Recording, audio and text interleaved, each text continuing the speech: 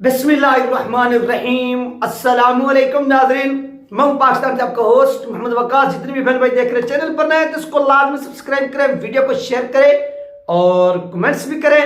ये आपसे रिक्वेस्ट है यार, आप एक तो सब्सक्राइब नहीं करते, आते हैं देखते हैं और देखकर आप जो है ना वो जीटी जा हो जाते हैं। नहीं, आप लाजमी जो है ना वो क्या करें कि एक पिस्टल उठाएं और दबा के जो है ना वो गोली चलाए सब्सक्राइब वाले बटन के ऊपर।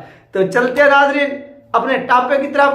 तो सबसे पहली जो खबर है वो नईम चट्टा साहब के वाले से है, और दूसरी खबर जो है वो खबर शादबाग थाना के बाहर जो एहतजाज हुआ है, ये क्यों हुआ है, किस वजह से हुआ है, ये तमाम चीज़ें जो आप लोगों के साथ इस वीडियो के अंदर जो होंगी शेयर होंगी।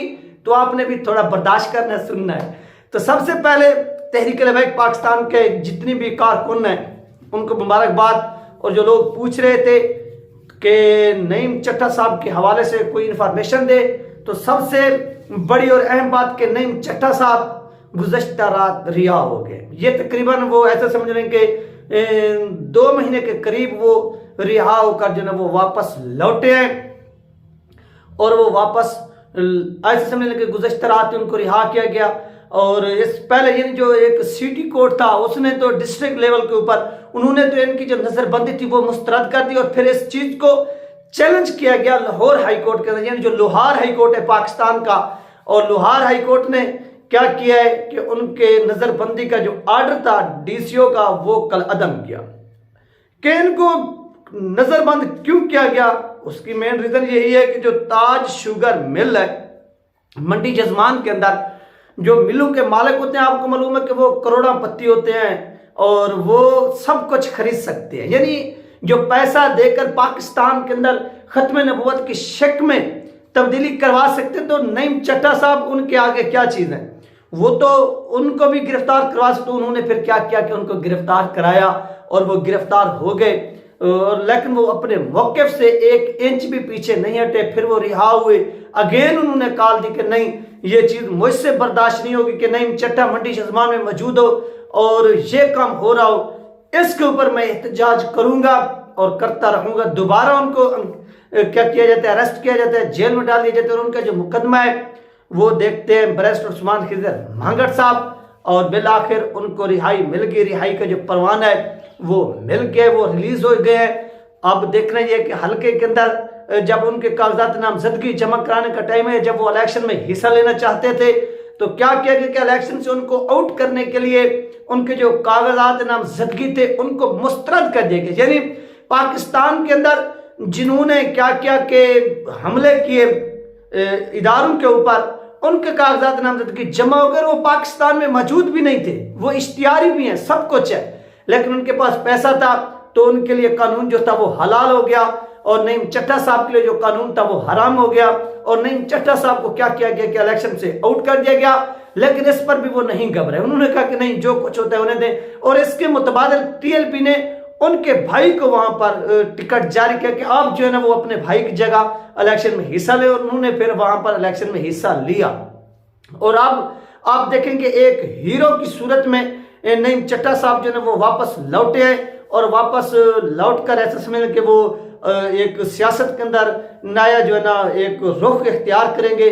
और इससे आप देखेंगे हमदर्दियाँ जो है ना वो भी बढ़ी हैं।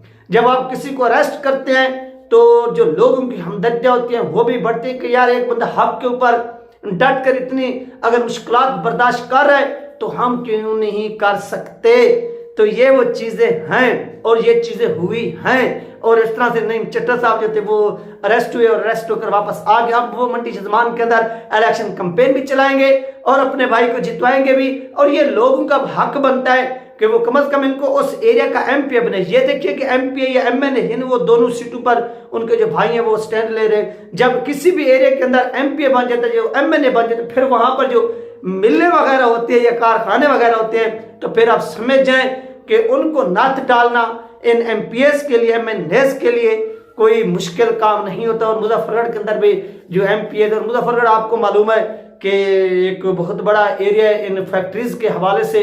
तो यहाँ के जो एमएनएस और एमपीएस होते हैं तो यहाँ से वो फिर इनको क्या करते हैं, खाते हैं। एक होता है खाना, दूसरा होता है कि इनके जरिए अपने इलाके में वर्क कराना। तो नईम चट्टा साहब अपने इलाके के अंदर वार कराएंगे और आप लोगों के लिए वो तमाम चीजें जो जद्दोजहद है वो करेंगे। इसके बाद नाज़रीन चलते हैं हम दूसरे टॉपिक की तरफ कि शादबाग थाना के बाद टीएलपी के लोगों ने एक एहतजाज किया। ये एहतजाज क्यों किया गया, ये भी अहम तरीन जो है ना वो बात है पूछने की और सोचने की कि यहाँ पर एहतजाज जो है वो क्यों किया गया। ये एहतजाज नाज़रीन इसलिए किया गया कि यूनुस जट साहब है टीएलपी के कैंडिडेट पीपी 148 से यानी 148 से इनका ताल्लुक है और ये जब कैंपेन के लिए निकलते हैं, जैसा कि आपको मालूम है कि निगरान हुकूमत इस वक्त सहूलतकार बनी हुई है, एस्टेब्लिशमेंट सहूलतकार बनी हुई है और इसके साथ साथ जो हैं दीगर जो लोग हैं वो भी सहूलतकार बने हुए हैं कि किसी तरह से नून लीग को क्या करना है, हमने जितवाना है और नून लीग को हमने इक़्तिदार पे लाना है, इसको लाजमी जो है ना वो चंद चढ़ाना है। तो जब ये चीजें हुई तो इसके ऊपर क्या हुआ कि टीएलपी ने इसके ऊपर अपना एहतजाज रिकॉर्ड कराया और वो कैंपेन के लिए यूनुस जट साहब जो हैं वो निकले। तो वहां पर नून लीग के जो हुंडे थे वो पिस्टल लेकर आए और पिस्टल लेकर आ गए और आकर उन्होंने सीधा क्या किया है कि फायरिंग की टीएलपी के कारकुनान के ऊपर, उनको जद्दोकोब करने की कोशिश की, जिससे क्या हुआ कि इलाके के अंदर एक खौफो हिरास जो है ना वो पैदा हो गया। और इस चीज को मद्देनजर रखते हुए टीएलपी के जो लोग थे वो जमा हो गए, वो गैदर हो गए कि यार आप हमें क्यों रोकते हैं इलेक्शन कैंपेन से, लिहाजा अब हम आपका मुकाबला करेंगे। ये टीएलपी के लोगों ने फैसला किया। और इसके बाद क्या होता है, इसके बाद अहम तरीन बात कि टीएलपी के लोग एहतजाज करते हैं, एक प्रोटेस्ट करते हैं। प्रोटेस्ट क्यों करते हैं थाने के बाहर जाकर, क्योंकि जो वहां की पुलिस थी, मकामी इंतजामिया जिसको आप कह सकते हैं, उन्होंने कार्रवाई करने से इनकार कर दिया। यानी नून लीग के लोगों के ऊपर उन्होंने कहा कि हम कार्रवाई नहीं कर सकते, हमारे ऊपर ये दबाव है। तो उन्होंने इस चीज को रिजेक्ट किया, उन्होंने कहा कि नहीं, आपको कार्रवाई करनी पड़ेगी। यानी जो कानून है ये कानून सबके लिए बराबर होगा और कानून बराबर होना भी चाहिए। जो एक मुल्ज़िम है, जो मुजरिम है, जो इलाके के अंदर खौफ व हिरास जो है ना वो फैला रहा है, तो उसके खिलाफ कार्रवाई लाजमी होनी चाहिए। और फिर क्या होता है कि वो कार्रवाई होती हुई अभी तक तो नजर नहीं आई, लेकिन शादबाग थाने के बाद टीएलपी के जो लोग थे उन्होंने धरना दिया और धरना देकर ये बताया कि वो आपके खिलाफ एहतजाज कर रहे हैं और एहतजाज जो है ना वो करते रहेंगे जब तक आप इनके खिलाफ जो है ना वो कार्रवाई नहीं करेंगे। और इस शादबाग थाने की हदूद के अंदर NA 148 आता है, ये पीपी है और यहाँ पर तहरीक लबैक पाकिस्तान के यूनुस जट साहब जो हैं वो कैंडिडेट है, उम्मीदवार है। और अब तहरीक लबैक पाकिस्तान का यहाँ पर गुज़श्ता रात इतनी सर्दी में प्रोटेस्ट हुआ और इस प्रोटेस्ट के नतीजे में एक होता है ना लफ्ज़ प्रोटेस्ट, एक होता है प्रोटेक्ट। टीएलपी का क्या हो रहा था, प्रोटेस्ट। और प्रोटेक्ट किसका हो रहा था, नून लीग का। यानी नून लीग के जो हुंडे हैं उनका प्रोटेक्ट, टीएलपी का प्रोटेस्ट शादबाग थाना के बाद। अब इसके ऊपर मजीद क्या कार्रवाई होगी ये भी जो है ना वो मकामी इंतजामिया जानती है। वो उनको जैसे आर्डर मिलेगा एस्टेब्लिशमेंट का, नवाज शरीफ का, तो वो उसके ऊपर क्या करेंगे, कार्रवाई कोई ना कोई डालेंगे या नहीं डालेंगे, ये देखना भी बाकी है। बहरहाल टीएलपी ने हिम्मत पकड़ी है, एक जज्बा दिखाया है और इस जज्बे के जरिए वो डट कर खड़े और इन लोगों को क्या करेंगे, वो एक दिन जरूर आएगा जिसमें वो इनको शिकस्त देंगे और शिकस्त देकर दिखाएंगे। ये बात आप जो है ना अपने जहन में बिठाइए। और इस तरह नईम चट्टा साहब भी अब रिहा होकर आए हैं और मंडी शज़मान की सियासत में भी काफ़ी आपको तब्दीली देखने को मिलेगी, क्योंकि मंडी शज़मान के अंदर टीएलपी का काफ़ी वोट बैंक बना है और मंडी शज़मान के अंदर पीटीआई का या नून लीग का जो एक ऐसा समझने की गाढ़ समझे थे। क्यों, क्योंकि वहाँ पर नून लीग के जब दौर हुकूमत था उन्होंने कुछ काम किए।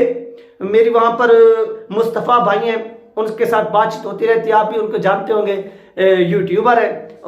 तो उन्होंने मुझे बताया था कि वकास भाई यहाँ पर नईम चट्टा साहब शेर की तरह है और ये डरते नहीं है किसी से, यहाँ पर ये वर्क करते हैं। लेकिन नून लीग के जो हुंडे हैं वो यहाँ पर हावी हैं। वो हावी कैसे, मैंने कहा, उन्होंने कहा कि यार उनकी हुकूमत रही है यहाँ पर, आपको मालूम है कि 30 से 40 साल ये हुकूमत कर गए पंजाब के अंदर, इन्होंने कुछ तरक्याती काम किए हैं, इस तरह से इनका जो यहाँ पर एक किस्म का हवा है वो बना हुआ है। लेकिन नईम चट्टा साहब ने इनके हवे को यहाँ पर क्या किया, क्रश किया है, तोड़ा है। तो ये नाज़रीन चीजें हुई हैं और इन चीजों को मद्देनजर रखते हुए टीएलपी भी यहाँ पर मैदान में है और टीएलपी मैदान किसी के लिए भी खाली नहीं छोड़े, चाहे वो जो भी हो।